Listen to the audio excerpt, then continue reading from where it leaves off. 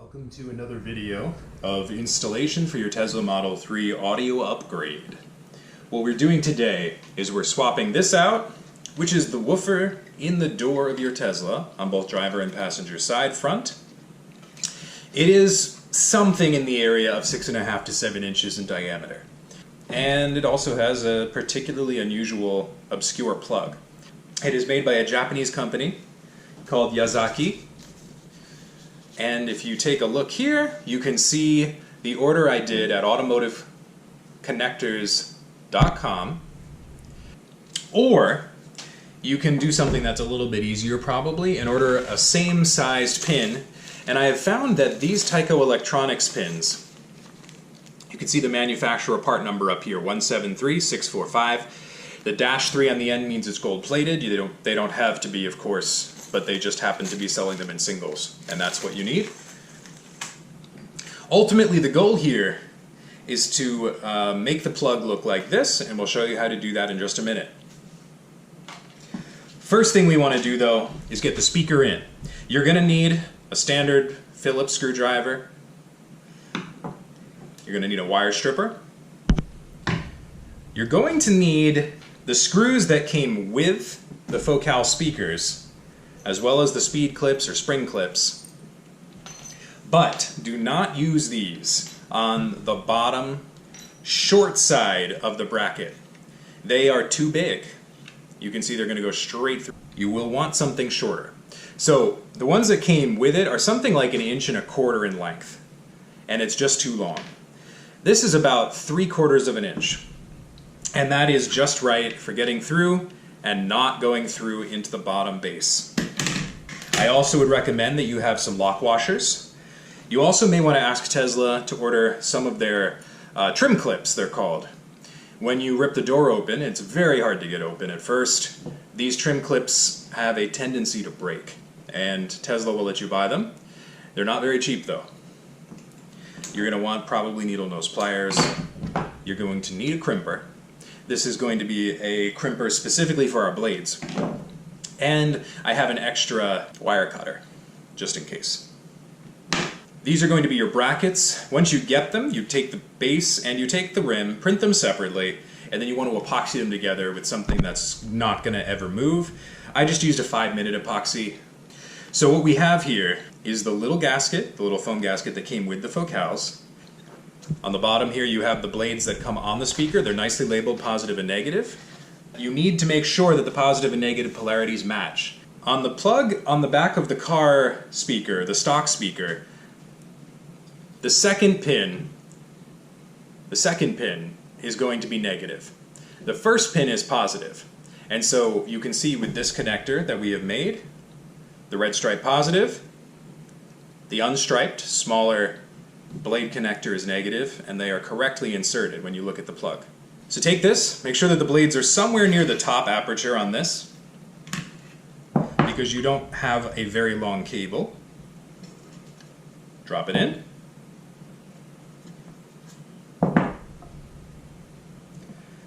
And now the job is to line these up correctly and start getting the speed clips in.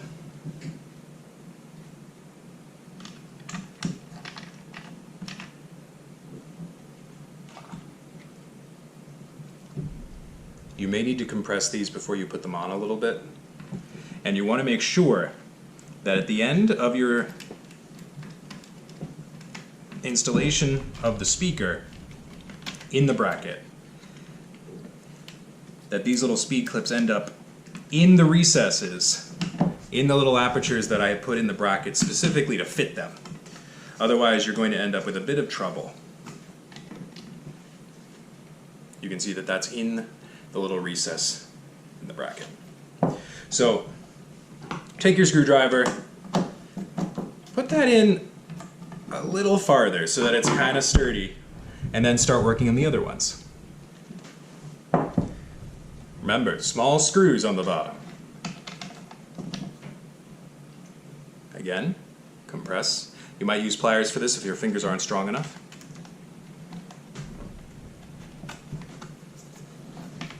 Okay, you can see that's in the right direction. This is also a short side, so short screw, the 3/4 inch screws.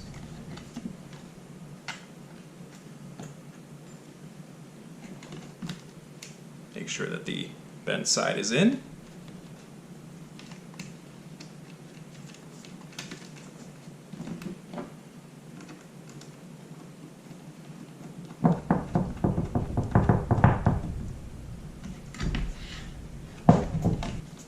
Okay, last one. And now we can use the normal screws that were included with the Focal speakers, because they will now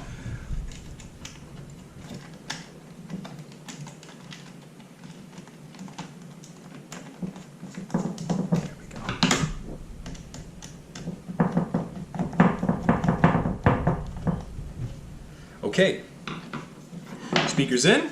I'm going to push the foam in a bit before I tighten everything down, just to make sure that it's going to be under the speaker as much as possible to do its job, which is to prevent rattling. Alright, make sure your speaker is as secure as you like. To handle the cable, you're going to need some wire cutters. Take the rubber off. The reason we do this is because we don't need the passive crossover that's integrated into this.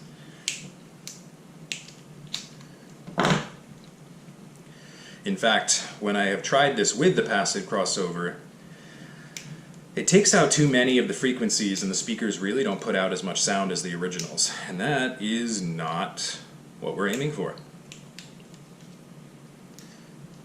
So you'll see, here's your crossover. We need the ends that have the factory blade connectors. So we just take those out.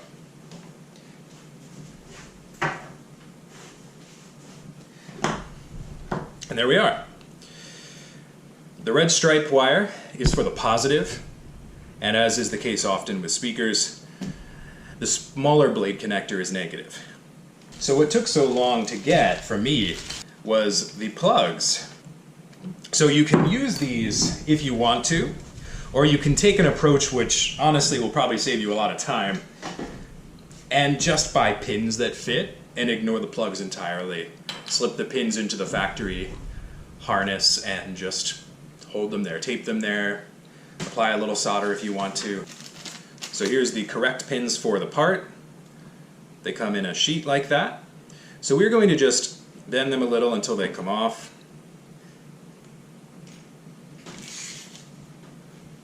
What I'm going to do is put them in as best I can.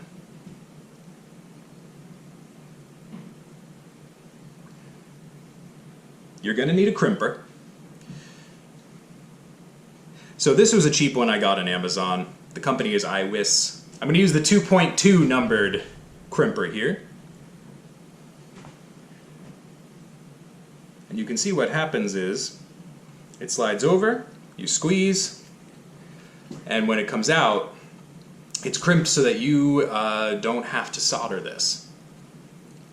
You could even go just a little smaller if you need to, but the point is that it will not pull out. Make sure you check that before you crimp the rest of it. So now we're going to crimp the wire housing on as well. This part's a little tougher. You can try to use the 2.2 again. It's going to be a little bit uncooperative, so I'm just going to squeeze it a little. Just a little.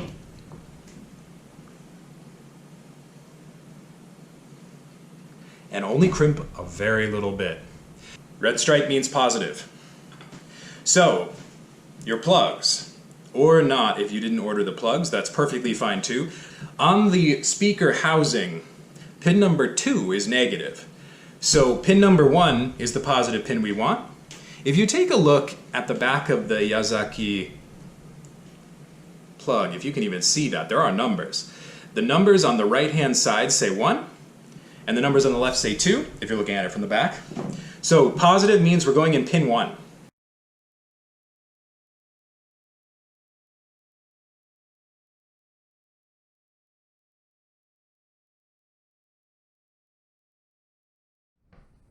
And the soldering is magically done.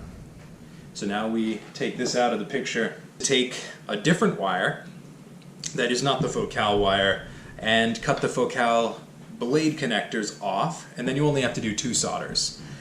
Alright, so we're going to do a little bit of wrapping here.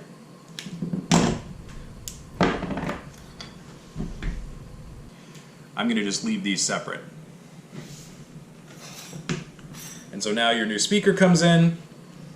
Now you can slide these through. And we should now be able to get these on and still have this out. That's our goal. As long as this connector is outside the bracket, it will be long enough on the car. Remember, the red stripe, which we were so careful to keep on the red side, is positive. And it's going to only fit on that one because it's actually bigger than the negative one. So, we do negative first because it's closer, just easier for me to do.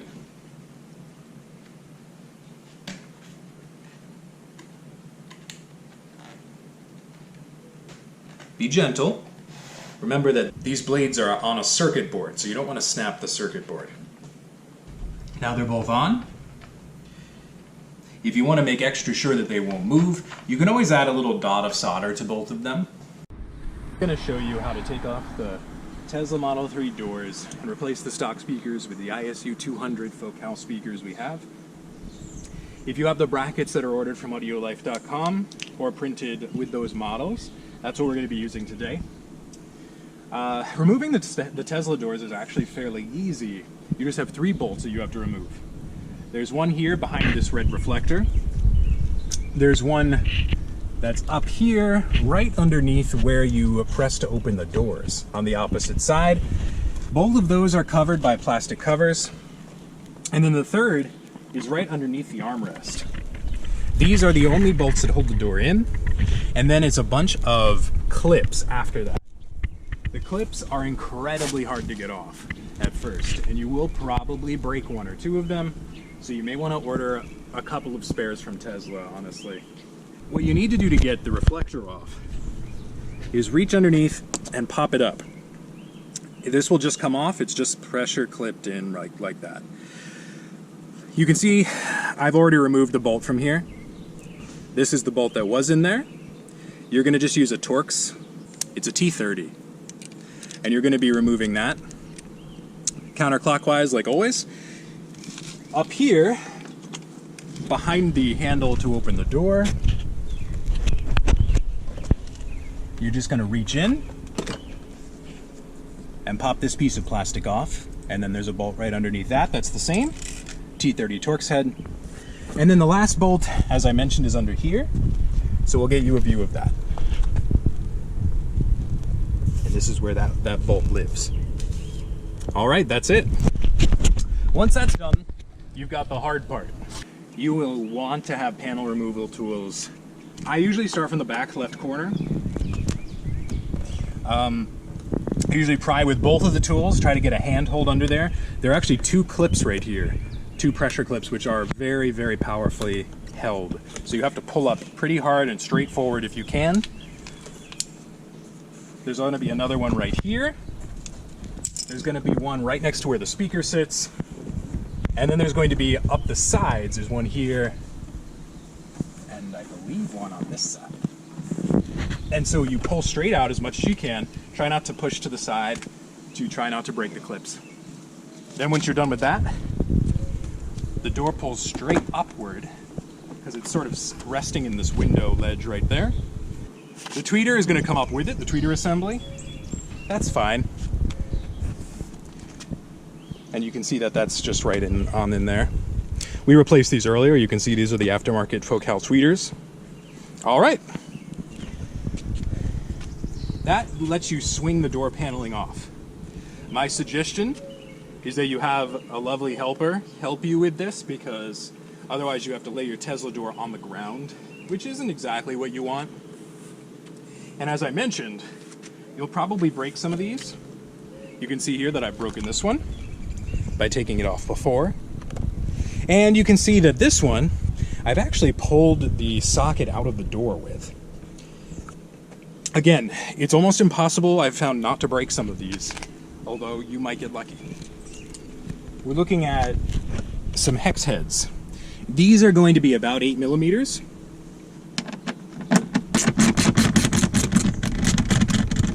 All right. By the way, this is your power signal to the speaker, of course. There's going to be 4 of these bolts held in.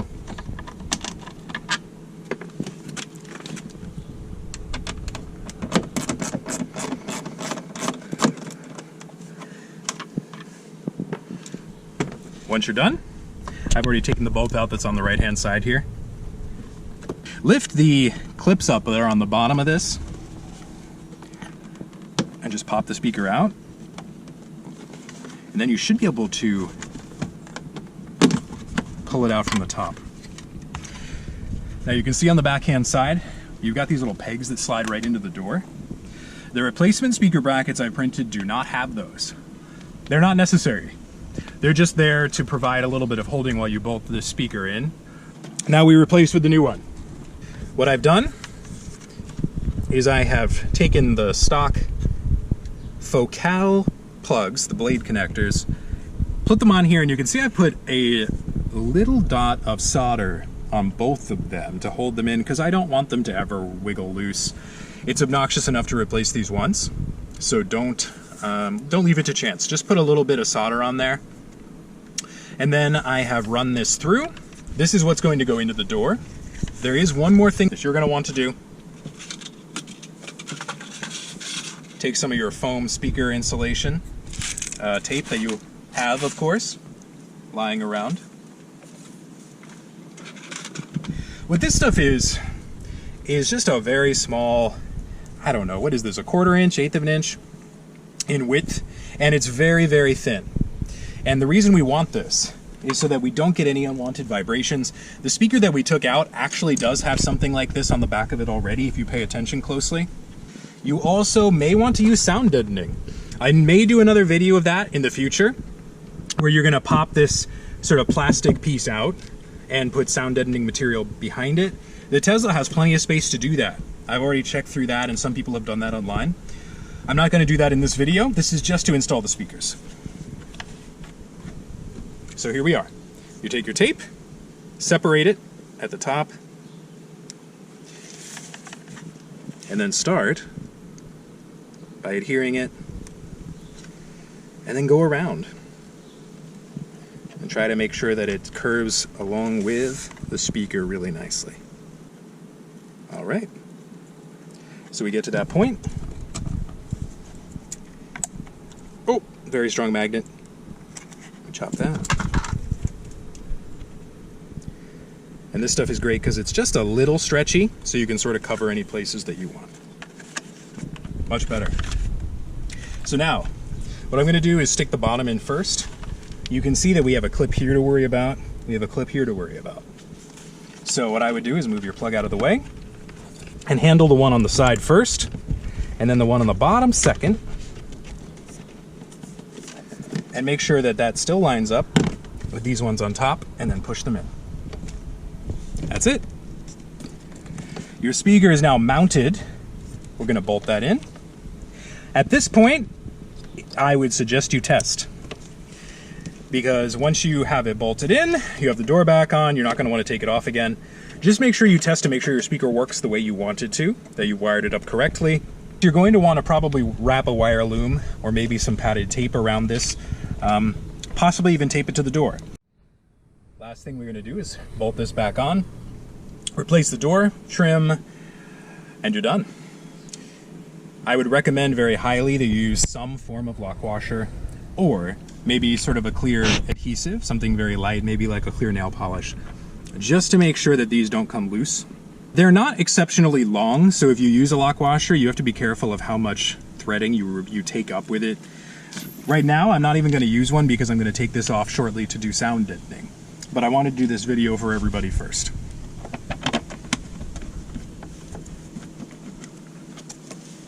So you're just going to, of course, put these in sort of hand tight.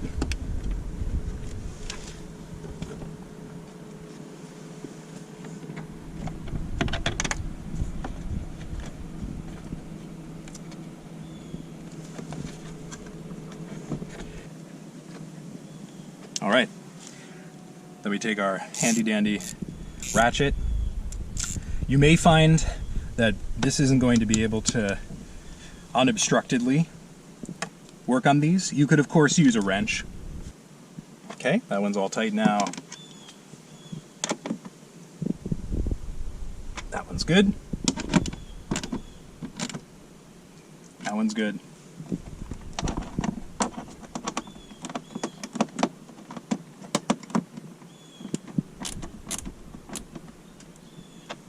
And it's in. That's your speaker. So now, as we take the door trim,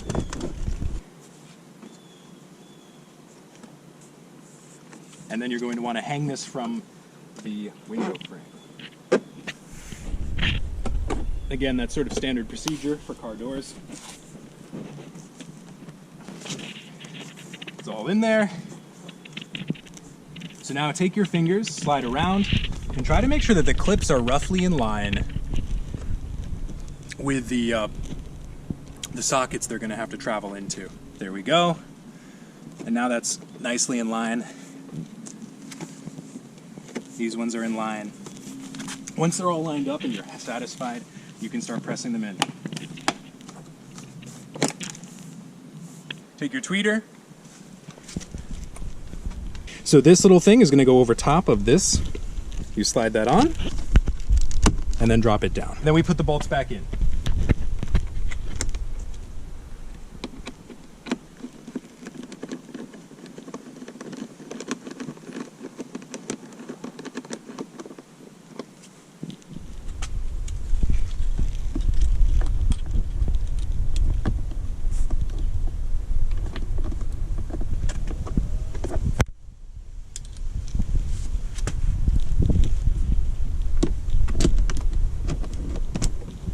Perfect. Of course, you're going to want to replace these. Note that this has an up arrow on it. You probably want that side up.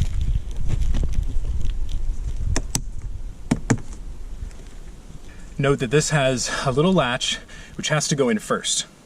So you're going to stick it in like this and then snap it like that. In and snap. And that's it. Your speaker's now in and you should be done.